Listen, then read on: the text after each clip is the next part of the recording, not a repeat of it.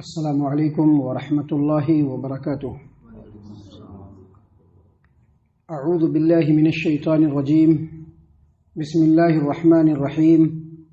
فانتقمنا منهم فاغرقناهم في اليم بأنهم كذبوا بآياتنا وكانوا عنها غافلين وأورثنا القوم الذين كانوا يستضعفون مشارق الأرض ومغاربها التي باركنا فيها وتمت كلمة ربك الحسنى على بني إسرائيل بما صبروا ودمرنا ما كان يصنع فرعون وقومه وما كانوا يعرشون۔ سامعین کرام، سورۃ الاعراف سورہ نمبر 7 اور اسی سورت سے آیت نمبر 136 اور 137، یہ دو آیات آپ کے سامنے تلاوت کی گئیں۔ سامعین کرام، کل کے درس میں آپ نے سنا، آپ کو یاد ہوگا، اللہ تبارک و تعالیٰ نے فرمایا کہ فرعون اور آل فرعون کی تنبیہ کے لیے، فرعون اور اس کے قوم کے لوگوں کی تنبیہ کے لیے اللہ تبارک و تعالیٰ نے وقتاً فوقتاً کئی عذاب نشانی کے طور پر بھیجے تاکہ ان کو معلوم ہو جائے کہ سیدنا موسیٰ علیہ السلام اللہ تبارک و تعالیٰ کے سچے نبی ہیں اور ان کا جو پیغام ہے وہ بالکل حق ہے۔ اس لیے اللہ تبارک و تعالیٰ نے کئی عذاب بھیجے، لیکن جب بھی ان کے اوپر عذاب آتا، فرعون اور اس کے قوم کے لوگ موسیٰ علیہ السلام کے پاس آتے اور آنے کے بعد موسیٰ علیہ السلام سے کہتے کہ دعا کر دیجئے، اگر یہ عذاب ختم ہو جائے گا تو ہم اللہ تبارک و تعالیٰ پر ایمان لائیں گے، آپ کی رسالت پر ایمان لائیں گے اور بنی اسرائیل کو رہا کر دیں گے۔ اللہ تبارک و تعالیٰ موسیٰ علیہ السلام کی دعا کو قبول فرماتے، اور ہر بار عذاب جب چلا جاتا تو فرعون پھر سے تکبر پر آمادہ ہو جاتے، فرعون اور اس کے قوم کے لوگ، اور ایمان بھی نہیں لاتے اور بنی اسرائیل کو چھوڑتے بھی نہیں۔ اللہ تبارک و تعالیٰ نے فرمایا فانتقمنا منہم، جب ان لوگوں کا یہ حال دیکھا گیا اور ان لوگوں نے نشانیوں سے عبرت نہیں پکڑا تو ہم نے ان سے انتقام لیا۔ فانتقمنا منہم، ہم نے ان سے انتقام لیا۔ فاغرقناہم فی الیم، میں اور ان کو غرقاب کر دیا، دریا کے اندر غرقاب کر دیا۔ اور آگے فرمایا اللہ تبارک و تعالیٰ نے کیوں غرقاب کیا ان لوگوں کو، بِأَنَّهُمْ كَذَّبُوا بِآيَاتِنَا، کیونکہ وہ ہماری نشانیوں کو جھٹلاتے تھے، وَكَانُوا عَنْهَا غَافِلِينَ، اور غفلت برتتے تھے، یعنی اس قدر نشانیاں بھیجنے کے بعد بھی، اس قدر چھوٹے چھوٹے عذابوں سے دوچار کرنے کے بعد بھی وہ لوگ ہماری آیتوں سے غفلت برتتے تھے، جس کی وجہ سے ان سے ہم نے انتقام لیا اور دریا میں غرقاب کر دیا۔ سامعین کرام، اس آیت کریمہ کی تفسیر میں مفسرین نے لکھا ہے کہ جب سیدنا موسیٰ علیہ السلام اللہ کے حکم سے بنی اسرائیل کو فرعون کے غلامی کے پنجے سے چھڑا کر کے فرار ہو رہے تھے، بھاگ رہے تھے، اس شہر سے نکل رہے تھے، فرعونیوں کو پتہ چلا، فرعون کو پتہ چلا تو ان لوگوں نے بھی پیچھا کیا۔ جب پیچھا کیا، تعاقب ہونا شروع ہوا، بھاگتے بھاگتے موسیٰ علیہ السلام اور ان کی قوم کے لوگ بنی اسرائیل بالکل دریا کے لب پہ پہنچ گئے۔ سامنے دریا ہے اور پیچھے بنی اسرائیل کے پیچھے فرعون اور آل فرعون کا جرار لشکر ہے۔ اب جب بنی اسرائیل نے دیکھا کہ آگے تو دریا ہے اور پیچھے ہم لوگوں کے دشمنوں کا لشکر ہے، تو اب ان لوگوں کو لگا کہ اب ہم لوگ، بنی اسرائیل سوچنے لگے کہ ہم لوگ اب ان کے ہتھے چڑھ گئے، اب ہم لوگوں کی خیر نہیں ہے، اب ہم لوگ بچنے والے نہیں ہیں۔ اتنے میں اللہ تبارک و تعالیٰ نے سیدنا موسیٰ علیہ السلام کو وحی کیا، حکم دیا کہ آپ کے ہاتھ میں جو عصا ہے، آپ کے ہاتھ میں جو لاٹھی ہے، آپ دریا پہ ماریے۔ سیدنا موسیٰ علیہ السلام نے لاٹھی کو دریا پہ مارا۔ یہ چھوٹا موٹا دریا نہیں تھا، بہت بڑا دریا۔ دریا کے ادھر کا پانی ادھر رک گیا اور ادھر کا پانی ادھر رک گیا، بالکل اس طرح سے جیسے ساکت و جامد پہاڑ کے بڑے تودے ہو دونوں طرف سے کھڑے ہوئے، اور درمیان میں رستہ بن گیا۔ اللہ تبارک و تعالیٰ نے حکم دیا، موسیٰ اپنی قوم کو لے کر کے اس میں اتر جائیے۔ سیدنا موسیٰ علیہ السلام نے اپنی قوم کو کہا کہ آپ لوگ ادھر سے نکلیے۔ سارے لوگ دریا کے اندر، دریا کے اس رستے سے نکلے اور دریا کے اس رستے سے ہوتے ہوئے اس کنارے پر پہنچ گئے۔ جب یہ لوگ اس کنارے پر پہنچے تو فرعون اور آل فرعون کا جو لشکر تھا، فرعونیوں کا جو لشکر تھا، وہ لوگ بھی اسی رستے کو پکڑا کہ ہم لوگ بھی ادھر سے اس پار اتر جائیں گے۔ جب ان لوگوں نے اپنے سواری کو، اپنے گھوڑوں کو دریا کے اندر ڈالا اور بالکل بیچوں بیچ دریا کے اندر جب یہ لوگ پہنچ گئے، اللہ تبارک و تعالیٰ نے پانی کو حکم دیا کہ تم لوگ مل جاؤ. پانی ملا اور فرعون کا تمام لشکر اسی دریا کے اندر غرقاب ہو گیا. اللہ تبارک و تعالیٰ نے اسی بات کو یہاں پر بیان کیا. اور موسیٰ علیہ الصلوۃ والسلام نے بھی اپنی قوم سے وعدہ کیا تھا کہ فرعون کے لشکر کا یہی حال ہونے والا ہے. اللہ نے کہا کہ ہم نے ان سے انتقام لیا. فاغرقناہم فی الیم، میں ان کو دریا کے اندر غرقاب کیا. کیوں؟ بأنہم کذبوا بآیاتنا، کیونکہ وہ ہماری آیتوں کو جھٹلاتے تھے. وکانوا عنہا غافلین، اور ہماری آیتوں سے غفلت برتتے تھے.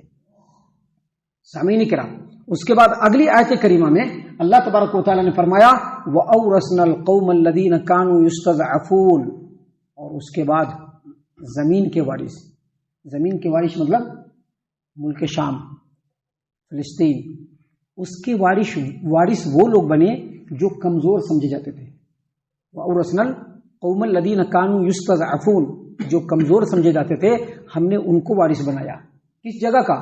مشارق الارض و مغاربها التي بارکنا فیها، اس زمین کے مشرق و مغرب کا جس میں ہم نے برکت دیا تھا.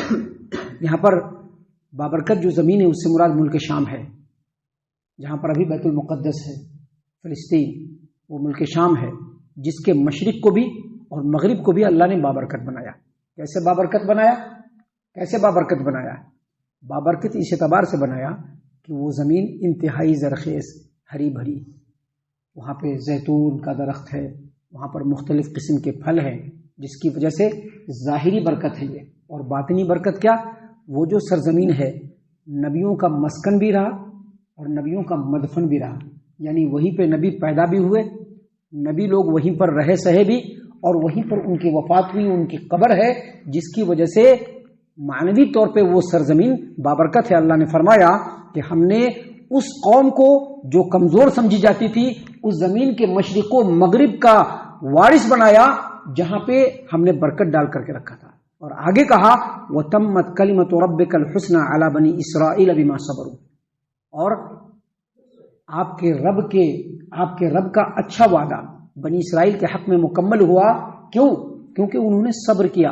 اور آگے کہا وَدَمَّرْنَا مَا كَانَ يَصْنَعُ فِرْعَوْنُ وَقَوْمُهُ وَمَا كَانُوا يَعْرِشُونَ، اور فرعون اور آل فرعون جو کچھ بناتے تھے، کارخانے یا محلات یا باغات، ان تمام کو ہم نے درہم برہم کر دیا.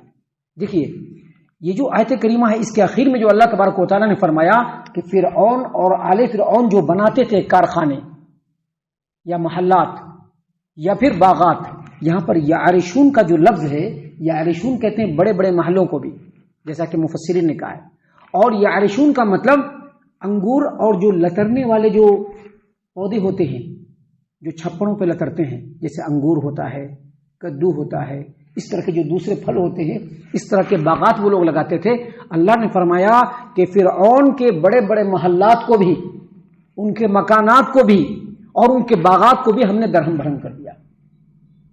سامعین کرام، ان دونوں آیتوں پر آپ غور کریں گے تو سب سے پہلے ہمیں یہ معلوم ہوتا ہے کہ جو قوم اللہ تبارک و تعالیٰ کی آیتوں سے غفلت برتتی ہے، اللہ تبارک و تعالیٰ یقینی طور پر اس قوم کے اوپر عذاب نازل کرتا ہے، اور اس سے کوئی بھی ایکسیپشن نہیں ہے، کوئی بھی مستثنا نہیں ہے. ہر ایک کے اوپر. امت محمد بھی آج غفلت برت رہے ہیں اللہ تبارک و تعالیٰ کی آیتوں سے. اللہ مختلف قسم سے عذاب بھیج رہا ہے، اور سب سے بڑا عذاب تو یہ ہے کہ اللہ تبارک و تعالیٰ نے ظالم حکمرانوں کو اس قوم کے اوپر مسلط کر دیا ہے. یہ نہ سمجھے کہ اللہ تبارک و تعالیٰ غافل ہے. اللہ تبارک و تعالیٰ ہر وقت باخبر ہے، اور اس قوم کے آیتوں سے غفلت کرنے کی وجہ سے اللہ تبارک و تعالیٰ نے اس قوم کے اوپر بھی بہت سارے عذاب کو مسلط کر دیا ہے. محترم سامعین کرام، ان آیات کے اوپر غور و فکر کرنے سے دوسری بات یہ پتہ چلتی ہے کہ جو قوم اگرچہ کمزور ہو لیکن اگر نبیوں کے حکم کی فرما برداری کرنے والی ہو، اللہ تبارک و تعالیٰ اسی قوم کو اس روئے زمین پر بساتا ہے اور اس قوم کا وارث بنا، اس سرزمین کا وارث بناتا ہے، جیسا کہ بنی اسرائیل کو بنایا تھا. لیکن یہ بھی یاد رکھا جائے کہ اگر وہی قوم آگے چل کر کے اللہ تبارک و تعالیٰ کی آیتوں سے غفلت برتے تو اللہ تبارک و تعالیٰ ان کا بھی نام و نشان مٹا دیتا ہے، جیسا کہ بنی اسرائیل یہودیوں کا نام و نشان اللہ نے اس روئے زمین سے مٹایا. محترم سامعین کرام، ان آیتوں پر آپ غور کریں گے تو آپ کو یہ بھی پتہ چلے گا کہ اللہ نے فرمایا کہ بنی اسرائیل کے حق میں اللہ تبارک و تعالیٰ کا اچھا وعدہ مکمل ہوا. کیوں؟ کیونکہ انہوں نے صبر کیا. یہاں پر یہ بھی پتہ چلتا ہے کہ جو قوم اللہ کے حکموں پر عمل کرنے میں صبر و ضبط سے کام لے، اللہ کے راستے پر چلنے کی وجہ سے ان پر مصیبتیں، تکلیفیں، پریشانیاں اور آزمائشیں آئیں، اس پر اگر وہ صبر کریں تو یقینی طور پر اللہ تبارک و تعالیٰ ایسے قوم کو اپنے وعدے سے سرفراز فرماتا ہے. اور تیسری بات، جو اللہ کی نافرمان قوم ہوتی ہے، چاہے وہ کتنی ہی طاقتور کیوں نہ ہو، اللہ تبارک و تعالیٰ جب عذاب دیتا ہے تو ایسی قوم تباہ و برباد ہو جاتی ہے، جیسا کہ فرعون اور آل فرعون تباہ و برباد ہو گئے. ہم اللہ سے دعا کرتے ہیں کہ اللہ تعالیٰ ہم تمام کو ان تمام باتوں کے اوپر خوب غور و فکر اور تدبر کرنے کے ساتھ ساتھ ان باتوں کے اوپر عمل کرنے کی بھی توفیق عنایت فرمائے. آمین. اللہ تعالیٰ ہم تمام کو صحیح معنوں میں پکا سچا مومن مسلمان بنائے، اللہ اور اس کے رسول صلی اللہ علیہ وسلم کی اطاعت و فرما برداری کرنے والا بنائے، صحابہ کرام رضی اللہ عنہم کے طریقے پر چلنے والا بنائے، جنت الفردوس میں جگہ عطا فرمائے. اے اللہ ہم تمام کو جہنم سے پناہ دے. اے رب العالمین ہم تمام کو جہنم سے پناہ دے. اے مالک الملک ہم تمام کو جہنم سے پناہ دے. آمین یا رب العالمین. وما علینا الا البلاغ المبین. تبارك الذي نزل الفرقان على عبده ليكون للعالمين نذيرا.